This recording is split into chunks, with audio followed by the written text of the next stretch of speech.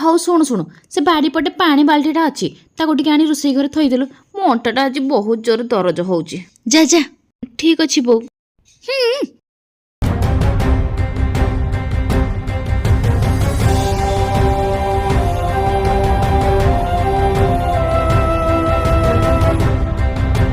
Doctor, ମୋ ପିଲା ଠିକ୍ ଅଛି ନା? ସରି ମ୍ୟାମ୍, ଆପଣଙ୍କ ପିଲା ଆଉ ନାହିଁ। ଆପଣଙ୍କ ମିସ୍କାରେଜ୍ ହେଇଯାଇଛି। ଆପଣ କିଛି ଭାରି ଜିନିଷ ଉଠେଇଥିଲେ କି?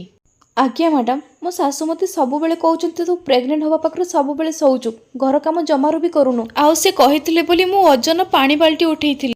ସମସ୍ତଙ୍କ ହେଲ୍ଥ କଣ୍ଡିସନ୍ ଏକା ଭଳି ହେଇନଥାଏ। ଆମେ ନିଜେ ହିଁ କିଛି ପ୍ରେଗନେଣ୍ଟ ୱୁମେନ୍ ମାନଙ୍କୁ ରେକମେଣ୍ଡ କରିଥାଉ କି ଘରର କାମ କରିବା ପାଇଁ ଆଉ ଏକ୍ସରସାଇଜ୍ କରିବା ପାଇଁ। ଆଉ ତମର ହେଲ୍ଥ କଣ୍ଡିସନ୍ ଏତେ ଖରାପ ଥିଲା କି ତମକୁ ବେଡ୍ ରେଷ୍ଟ ହିଁ କରିବାର ଥିଲା।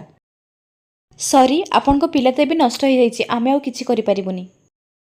ଗୋଟେ ବୋହୂର ଖୁସି ଶାଶୁ କ'ଣ ପାଇଁ ଦେଖିପାରେନି? ଭିଡ଼ିଓଟି କେମିତି ଲାଗିଲା କମେଣ୍ଟରେ ନିଶ୍ଚୟ ଜଣେଇବେ।